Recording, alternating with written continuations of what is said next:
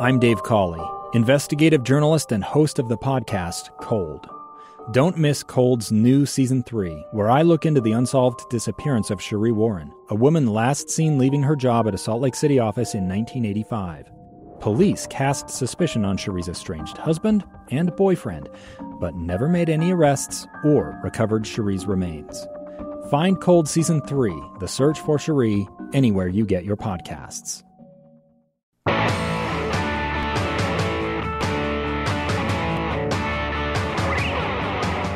Welcome to Project Recovery, a podcast about addiction and, well, about recovery. I'm Casey Scott, and my road to recovery started with Pinnacle Recovery. If you know somebody who needs some help, do what I did and give Pinnacle Recovery a call. Of course, we've got John Smith back there running the computer and Dr. Matt Woolley. How are you, buddy? I'm great. How are you, Casey? Great. Now, so I feel a lot of love in my heart because when we started this podcast, a little more than a month ago. Yeah, it hasn't been that long. We decided if we can just help one person, this podcast will be worth it. Yeah, that was exactly what we talked about. And I think we've done that, and we're going to get to some letters and some comments on Facebook and talk about that. But it's amazing the feeling we get being able to do this and share the stories. I mean, I really, really enjoy doing this. Right now, we're over 50,000 downloads. Isn't that neither one of us thought it would be that popular that fast. I don't think anybody thought it would. One, that tells me that there is a place for this, and we are doing some good. And we're in every 50 states. Is that right? All 50 states. Yeah, all 50 states. Yeah, I like every one of them. You like every 50 states? Every 50 states. Every one of them we're in. Caseyism number one of the day. And in over 32 different countries. Isn't that wild that people that quickly all around the world can, or maybe that just makes me sound old, but yeah, that's fast, you know? The reach is there, and we want this to be a resource for you guys. And so we thought we'd take some time and read some comments that people, have Well, this sent is to what us. we were hoping when we started the show that would come of the show, was to reach out and help educate people. I have such a great job that I love because I get to talk to people every day about their intimate lives and feel their progress. I didn't quite know how it would go here in this format, and the feedback we get from the show has just been so gratifying. It's so worth it taking time out of our day to come down here and do this. And other than this, I don't have a job, so I'm out and about all the time, right. Ubering Right. at You're the always gym. here. You're hanging around. And I talk to people all the time, and they come up and they go, hey, I really like the podcast. This is great. And so I just wanted to share some people's response. Yeah, let's do it. So I've got this one. We're not going to say names, but this lady right here goes, I've gotten pretty hooked on your podcast. The first one you did, hit me the hardest when you talked about your mom getting involved. I'm a mother of a son who was addicted to heroin. He made the choice of taking his life. With him doing that, it caused a domino effect with 3 of my other children. They all turned to drugs to ease their pain. But I'm proud to say, after almost 9 years and a lot of heartache, they are all clean and working very hard to get their life back in order.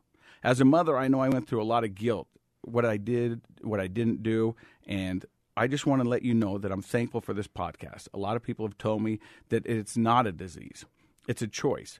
But hearing you call it a disease gave me all the clarification that I am right. And thank you. And just to, I didn't know it was a disease until I got into recovery. I thought everybody said it was a disease as kind of a way just to, Yeah, I think some people who don't understand what's going on in the process of addiction, the biology of addiction, the behavior of addiction, they assume it's just a choice and you can choose to not do it. But there's so much great research out there that shows that, no, it is a disease, and it is a complicated one.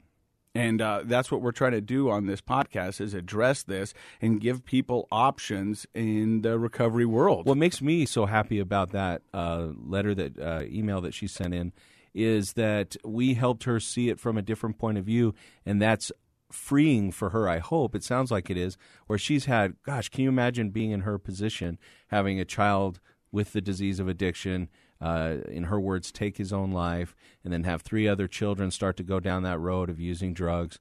The heaviness and misplaced guilt she must have felt for all those years, thinking that somehow it was just a choice. And then she's the mom. So moms always blame their kids' bad choices on themselves. It's really hard for parents to separate those things. And so I'm so glad that she's listened and that she's been, I think, educated, and that's created a point of view change. In what I do every day as a psychologist, I talk about a pattern of thoughts lead to feelings, lead to behaviors. Mm-hmm. So how we think about things has a huge impact on how we feel, and how we feel has a huge impact on what we do. And for all those years, she might have been thinking falsely that it was somehow her fault or her influence or her kids were just bad people for making bad choices. And now that she's has a more accurate way of thinking, it sounds like her emotions have been bolstered, and hopefully she's out doing good things by talking to other people and helping. That's what I hope is there's an organic spreading of the message where she may be talking to other people, sharing that message with other parents that need to hear what she heard. You know, I got a text from my mom today at the gym, and she just said, "I'm really proud of you, son. I love you, and I love the man you're becoming." And it almost made me cry. I sent her a text back and said, "Mom, don't make me cry at the gym because everyone else is going to think I'm weak." You know, right. But she just said, I'm really proud of you. But I know there were times when I was in, the darkness. You know, my mom would cry, and she would say, "What did I do wrong?" And blame herself. And I would say, "Mom, this is not your fault. I mean, I was a spoiled little kid. You gave me a lot. You know, you were always there, and it wasn't her fault." And now she's starting to see that. Yeah. And I know my dad, he felt guilty a lot of times. My mom would say that my dad was enabling me, and my dad didn't know what to do. And I'm going to have my dad on the podcast probably coming up in a couple of weeks to kind of talk about the situation. But I have to emotionally ready myself for that because I know my dad's going to cry. I'm going to cry. And there's going to be a lot of things because we haven't. I'm not going to cry. You don't know that. I might. You might cry. That's true. I just want to ask him questions about you as a teenager. And he'll be 100% honest with you. He's my best friend and my dad. And I think that's where it kind of got muddied for him, you know. And I think that happens to a lot of people. Parenting's a weird journey, and how there's no exact right way to parent, and just because you're not a perfect parent, that doesn't mean that you're solely responsible for the problems that your kids have. And sometimes the problems are behemoths that are out of our control, like a disease of addiction. But that's what we wanted this podcast to be about, is just to start a conversation, good or bad. Let's get it out there and then figure out where to go with this information. Yeah. I have another one here I wanted to read because hopefully for the listeners, you understand that Casey and I really do read all the messages that come in, and we try to, I think we have responded to all of them, or we try to. Look at these. I've even got these. Yeah. Somebody took the time to write letters. Actual letters, and that looks like a nice fancy card. It's a card that's probably says like courage, $3. Strength, and hope. Courage, strength, and hope. That's three nice. things that'll help you through. Yeah, definitely. Yeah. Well, let me read this one. This is a great one. This listener had just, it sounds like, finished listening to the podcast with Randall Carlisle, and she said that her husband was an alcoholic and never sought recovery. One thing I've learned from your podcast was it wasn't my fault, because I always thought if I had been a better wife, a better mother, a better person, he wouldn't drink. It has helped me to resolve some issues that I've had since he passed away. Thank you. That just warms my heart. Oh, that's one of my favorites. And what's amazing about this podcast is when we started, we thought for the most part we were just going to be talking about addicts and recovery in their life. And what this has kind of turned into, it's the whole community and it's the whole family. And there's a lot of people who don't have addictions that listen to this podcast who have loved ones who are addicted. And it helps them see it from a different point of view or a better understanding of what their loved ones are going through. And especially for someone like me who was an addict, to realize what pain I was causing my loved ones and others around me. And how it really does affect. It's a disease that truly, like that email represented, truly affects everyone else's lives. I think that we get that with things like cancer, for example, that the whole family kind of goes through that and everybody has their struggles with it, and the person's process of going through and either recovering or not from cancer and other similar diseases. I have a nephew with type 1 diabetes, and how it affects everybody's behavior in the family, what they can do and not do, and how they help him as a little guy dealing with that. But I think I don't know, there's a different stigma with substance abuse and addiction that, like that first email you read, people get the wrong idea and they feel like it's the individual person's fault and it's just a behavioral choice. But here's a woman who sounds like for years had felt like if I had been a better wife, if I had been a better mother, then my husband wouldn't drink. And it's sad that it's after he's passed away that she's been able to change her point of view and understand that's not the case. Because obviously listening to your story is what influenced her to understand, wow, she probably never heard from her husband the point of view that you shared from your addiction recovery, that it wasn't because your wife wasn't good enough. It wasn't because your friends weren't strong enough. It wasn't because you didn't love your kids. Right. It was just because with the problems that you had at that time, you were dealing with it the best way you could. And it takes over your brain, the way your brain thinks. The cravings that are created, the behaviors are a result of that. And, like you've said many times, swinging by to pick up a 12-pack became a regular occurrence. But it started with the way your brain had changed. The addiction had changed and created this drive that had to be satiated. In recovery, there's a lot of terms that are thrown around, and some people agree with them, some people disagree with them, but they'll say, especially like in the AA rooms, the first drink is on you, the second drink is not. Because once you get that first one in there, the brain switches, and then it takes over. And I would say it's even, for somebody who really has the disease of addiction, it's always on now. At that point, that brain switch is always on, and you have to go through a lot of work and treatment to get it turned off. I've got another one right here. It's a little bit long, but I think it's important to read the whole thing. It says, "Thank you so much for doing this podcast. I'm learning a lot and really appreciate the new perspective I'm gaining. I really appreciate how real and honest everyone has been when sharing their stories. Just the other day, while I was in a convenience store, I heard a gal mention that she'd been clean for 7 years, then relapsed and is 1 year clean now. I think I would have looked at her completely differently had I heard that prior to listening to your podcast. I'm cheering for that stranger and so many others as they push through recovery." She goes on to say, "I started listening to the podcast because of a family member that has struggled with alcohol and likely some prescription drugs, off and on, mostly on, for several years. I've been hoping to learn more about how to help that individual. But the more I listen, the more I feel like recovery has to be something that person is ready to tackle. So any recommendations on how to approach the recovery talk with someone who thinks they are hiding it from everyone else and that doesn't want to admit they have a problem? I would like to hear your perspective and maybe the perspective of Matt, who works with family members through the recovery process. Thanks again for me and my sisters." That's a great message. Because, I know in my addiction, I had certs in the car, I had cologne in the door, and we all knew it, man. Yeah, right. Because I just smelled like a gas station.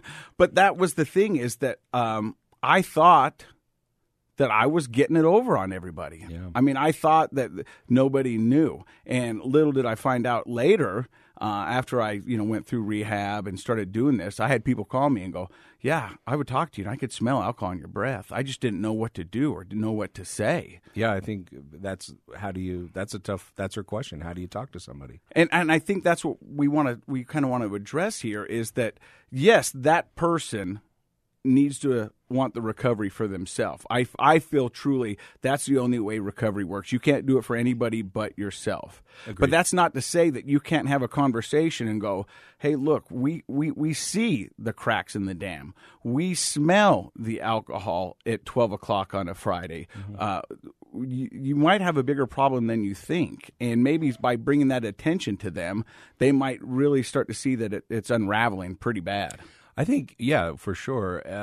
Sometimes, I think it's very clear that you can't force recovery on someone. They really do need to have the most skin in the game, so to speak, for their recovery. But a lot of times we need the encouragement and support of our friends and family members. In fact, maybe all the time. Anytime we do hard things in life, we really need that. And, if people aren't making it clear that they recognize you're struggling, maybe you don't know what you want yet. And I think the reason a lot of people didn't say anything to you and don't say anything to other people is they're worried about risking that relationship. And so my advice to friends and family members listening right now, I would say, and this is hard, this is a really hard thing to contemplate, you ought to take a minute. If there's somebody in your life that reminds you of anybody in our stories or from that email who you think might be struggling, you have to ask yourself, do I love this person enough to ruin the relationship with them by telling them that I know? And I think most of the time, eventually, that person is not going to reject your friendship and your love. But I think you have to be truly committed enough to say, I love this person enough to let them know when they say, oh, no, I'm fine, for you to say, no, you're not. I know you're not fine, and I know you have some problems, and I'll be here to help you. But a lot of people feel scared, I think, to bring it up. And you said ruin, and I don't think it would truly ever ruin it if they are truly loved ones and they are friends. But the reason I said it that way is that's the fear talking. Yeah. That's what our brains say. In our brain, there's a big difference between what pings around in our head and when we hear it come out of our mouth. And so when I say it like that, your reaction is what most people's reaction is. They would say, oh, well, I don't think it would really ruin the friendship. But when you're keeping it to yourself, when it's just pinging around in your head, that's the fear. The fear is they're going to yell at me. They're going to dislike me. Maybe I'm wrong. Maybe that's just really bad cologne on Casey. Maybe it's not whiskey, And but I know that you only buy the top quality cologne, right? My girlfriend buys it from Express. From Express. Yeah. That sounds great. I think it's sandalwood. I don't even. So I don't even know what that smells like. But my point is that's our fear. We got to get our fear out of our head. Now we're talking to family members. Now we're talking to friends. You got to get that fear out. Write it out. Say it to somebody else. Get it out of your head so that you have the courage to then go to that friend or loved one and just say, I know you're struggling. Let's talk about how I can help you. And you make it a statement instead of a question. Questions can always be denied. If somebody says, are you struggling with alcohol? What's the person going to say? Probably, no, I'm fine. Yeah. Right? Well, that's what was my standard response. So one technique is if you're pretty confident that they're struggling, you just tell them, I know you're struggling, and I'm here. I want to help you. Now, they may reject that at first, but if it really comes from a place of love, I think they're going to come around and they're going to want that support. And I firmly believe it's better to say something than saying Absolutely. nothing. Absolutely. And I had people that would say stuff to me, and I chose not to go around that person because I didn't want to see the hurt in their eyes, and that's what led me to the back deck, drinking a 12-pack, smoking a cigar, all by myself. All by yourself, yeah. But they knew, and they said stuff to me, and I knew where they stood on it, so I chose not to be around them. And I think that's a good lesson for those of us that may be the friends and family members of people who are struggling. The person we confront, so to speak, they may choose to avoid us for a while. It has to be on their timetable. But if you don't go away, if your love and support's unconditional for them, then I think eventually they're going to come around and need it and want it. Yeah, you're right. Hey, so thank you guys very much for your letters. Don't forget, you can follow us on Instagram, Facebook. You can email us. Go to ksltv.com. There's a Project Recovery page there. You can upload your stories. Tell us if you want us to share them on the podcast, and we'll do that. Yeah, I would love to periodically let the community that's listening to this show hear what other people are saying. All right, we're going to take a short break right here, but when we come back, we're going to talk about the first time I've sat on a beach in 30 years without a beer in my hand. Right. More Project Recovery. We'll be right back.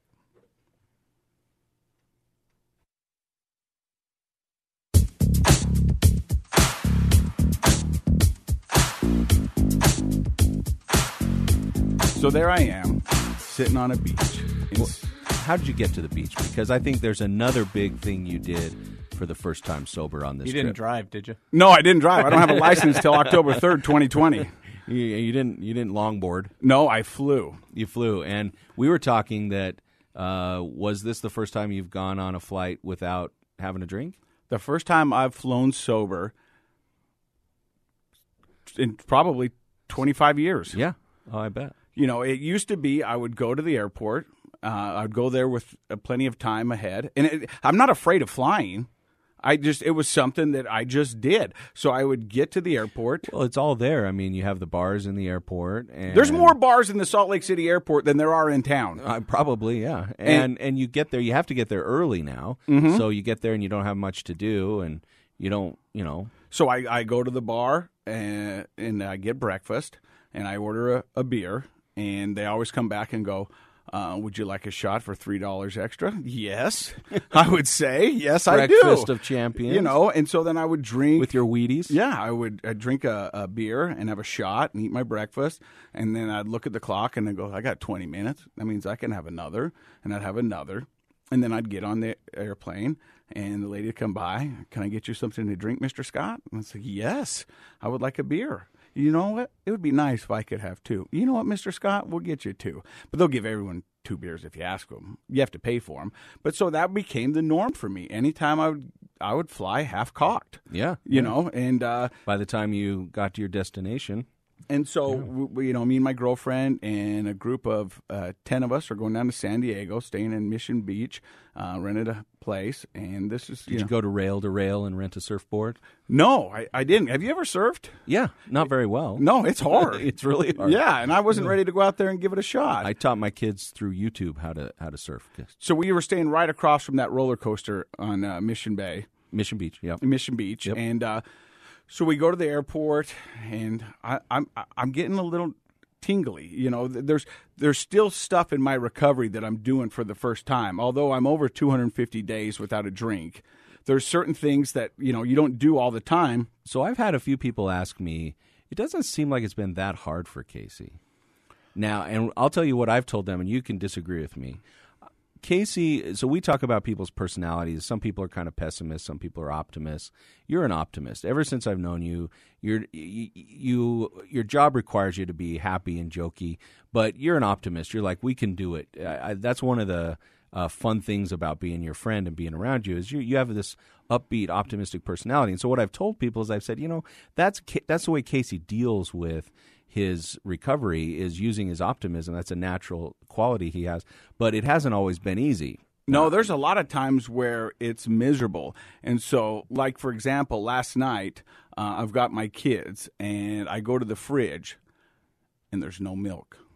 Mm-hmm. And my kids need cereal in the morning, and I need to get some milk. And a lot of people have said, hey, if you need a ride, give us a call. It's 8:30 at night. There's a Maverick about 1.5 miles away from my house.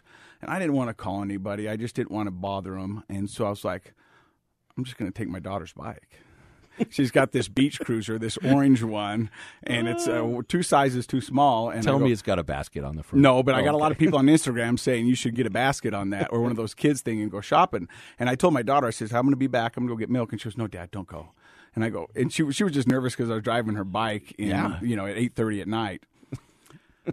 And so as I'm driving there, I'm mad. I'm like, how did this happen? Yeah. I can't even get milk for my kids. And then I realized I can get milk for my kids. It's just a little bit more work, and I have to do this. And these are what I have to pay for doing the crime. You got to do the time. And so then I just start to smile.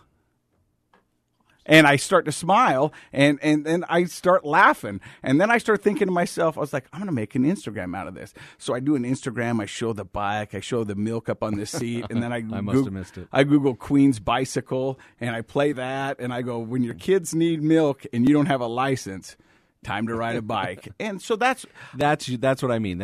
So I think sometimes the way you talk about the story is that, which is all absolutely genuine and true. That's your personality coming through. But in that moment, before you kind of switched into the optimistic way of looking at your situation, how did that feel? Miserable. It gets me down, and then I have a choice. Yeah. I go, am I going to focus on this, or am I going to try to find the silver lining here and do it? And the reality is, people have said that to me too. They go, it seems pretty easy for you. Mm-hmm. And I go, it's not easy. But I'm a kind of guy that if I want something, I want something. And I was like that with alcohol. Right. If I wanted beer, I'd find a way to get a beer. If I wanted this, I would find out a way to get this. And so people come up to me and they go, how are you doing it? I want my life back, more than I want anything else. And that's my number one priority, is to get that back. And there's only one way I can get that back, is by doing the work and making it happen. Absolutely, and I think that's kind of been how you've explained it to me all along since you got out of recovery. But go back to that feeling of being tingly, because last night was frustrating with the bicycle, but it wasn't really a trigger to drink. Getting on the airplane, flying to the beach, sitting on the beach, those are all triggers to drink that are associated with your alcoholism in the past. So talk to me about feeling tingly. I want you to finish that. So I walk in, I'm feeling tingly because normally I'd get right through the gate and I would make a beeline to whatever closest restaurant bar is to the gate. Mm-hmm. I'd walk in there and I'd order a drink and I'm feeling tingly and I don't know what's going on with my body. So I'm going, so I stop. My girlfriend goes, "Are you okay?" I go, "Yeah, I'm okay." Take a deep breath. I realize I'm not going to die. Using those skills. But I've got to do it. So we got to eat. Right.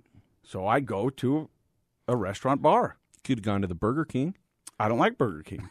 I like the Whopper, but I good. wanted a frittata. All right. And so I know a place that makes a great frittata. And I Yeah. go in there, and the waitress walks up, and it's kind of like an old Western. She's walking up, Gunsmoke music's playing. Yeah, and I'm sitting there, and she goes, "Can I get you something to drink?" And in that moment, I said, "I'll have a water." She goes, "Okay," and leaves. And that moment's gone. Oh, nice. And then I go, "Okay, I got this. I'm okay." And my girlfriend gets a water, and we get a frittata, and everything's cool. Okay. And so But you actually felt it in your body. You felt tingly and kind of weird. You yeah, because it's there's these milestones throughout my recovery that I do. I've said this before. I didn't get sober to hide. I got sober to live. Mm-hmm. And I don't want to go out and have to hide. And the power's in me. So I've got the choice. And so I go do that. And, that's what I do. And I go in and order water and go on. No, I think that's great. I could actually see the relief on your face as you were telling the story. That must have been just a small part of the actual relief you felt when ordering the water worked out fine. But all that tension that built up ahead of time, that's got to be tough. So we get into San Diego. There's 10 of us. There's some people drinking, some people not. And, we go to the Costco, and we go to the beach, and we do these and things. Just so Utah people know, those of us who are listening in Utah, the Costcos everywhere else sell tremendous amounts of alcohol. Crazy amount in of alcohol. large containers, just like the Cool Whip you can buy, the bucket of Cool Whip, you can buy giant containers of alcohol. Imagine the produce section at a Costco here in Utah. Mm-hmm. Double that. Mm-hmm. That's the alcohol section at a Costco everywhere else. Everywhere else. Yeah. Right. And so we go to the Costco, people load up, and we get to the place. And there was a couple of times during this vacation that I wished I could have had a beer. Mm-hmm. We're walking around the beach, we're sitting on a deck, the waves are crashing in. Yeah. And I thought, man, this would be a great time just to be able to sit back and have one beer and enjoy this moment, this great weather, and just because that was the association before, right? Yeah. It was, and just in good times. It was, yeah. Everybody remembers from undergraduate Pavlov's dogs, and you have two things get associated and they go together, and sometimes it's really hard to peel those apart in life. And having a drink, having a beer in those settings. I mean, on vacation, at the beach, waves are rolling in. You can smell the ocean. Everybody's beautiful girl relaxing. next to my side. This is a postcard. Exactly. I should have a margarita, a beer in my hand, and saying, "Wish you were here." And how did it feel? Like those moments were probably like the waves of the ocean that would hit you every once in a while. At first, they happened quite a bit. I would associate it. Walking along the boardwalk. Sitting in the hot tub, sitting on the beach, and I even sometimes reached down, and it was like, there's automatic response. Yeah, there's nothing there, you know, and then towards the end, we were there for 5 days. It wasn't a problem. Okay. We went to a Padres game, and I'm texting my buddy, and he's like, "Yeah, get a beer and some peanuts." Oh yeah, you're in recovery. Get some peanuts. But that was one of the things that I thought, man, how cool would this be? Because I've never been to a Major League Baseball game. Yeah. You know, to sit up in the It's too stands. bad you went to the Padres. No, I'm just kidding. They lost to the Dodgers. There you go. Yeah.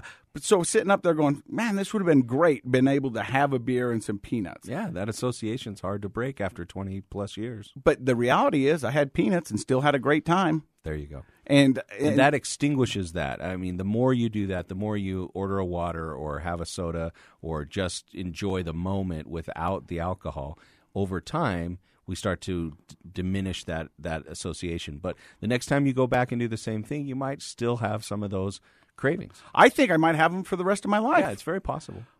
You know, on a side note, water costs just as much as beer in the stadium. You know what I mean? It's like That's hard to justify. I was like, you know, this is just water, right? This is Yeah. crazy. Yeah. So there were certain things like that that did it, but it was a great time for me. I mean, I had a blast, and these milestones that I do throughout my recovery let me know that everything's going to be all right. Mm-hmm. And the reality is I had just as much fun, and I remembered everything. I went down there, and I went with a buddy of mine, and we got a gym membership. In San Diego? Yeah, to this place called EOS. And so 7-day membership. We went to the gym every morning. I was up at 6:30 at the gym. Wow. And we went to a swap meet and Yeah. bought garbage, and Good time. it was a blast. And you remember it all. You said that. You I said remember. that several times to me. And here's another thing. It was a lot cheaper. Oh, yeah. You know, because normally I would go into a bar, and I was a guy that didn't like to drink alone. So I would make friends. I was like, hey, do you want to do a shot? And the guy was like, no. I was like, come on. And then I'd talk him in. Next thing I know, I'm hanging out with 5 guys I don't know buying shots. And next thing you know, the Pricey. bar tab's over $150. Yeah. Yeah. And I was water with every meal. And me and my girlfriend shared a meal. And It's healthier. You're staying in great shape, and you remember the whole time. That sounds good. so it was just a really cool experience. Yeah.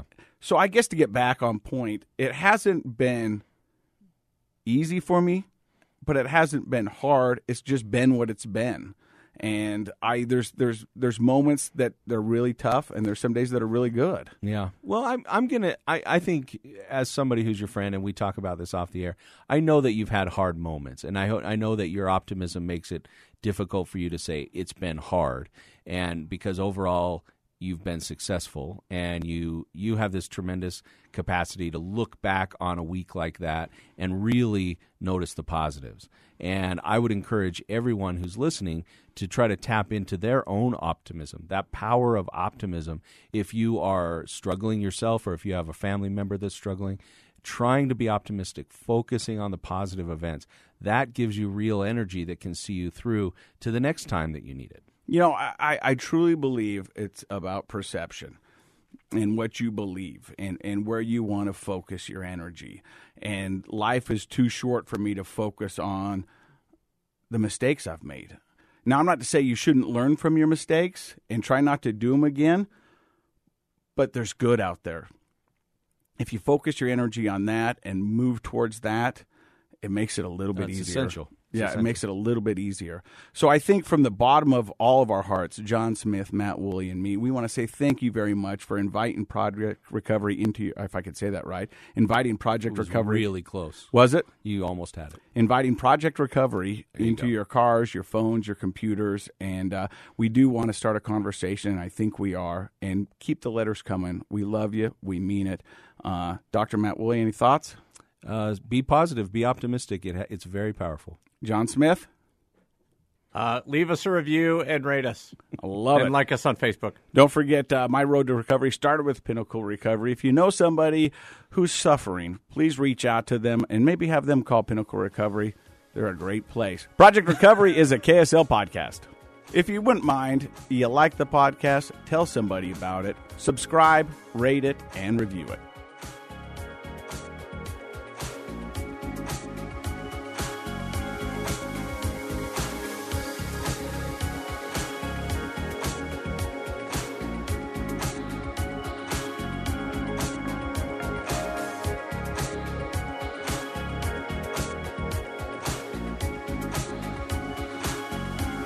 The contents of this program are for informational purposes only. The program is not intended to be a substitute for professional medical advice, diagnosis, or treatment. Always seek the advice of your physician, licensed therapist, or other qualified health provider with any questions you may have regarding a medical condition. Never disregard professional medical advice or delay in seeking it because of something you've heard on this program.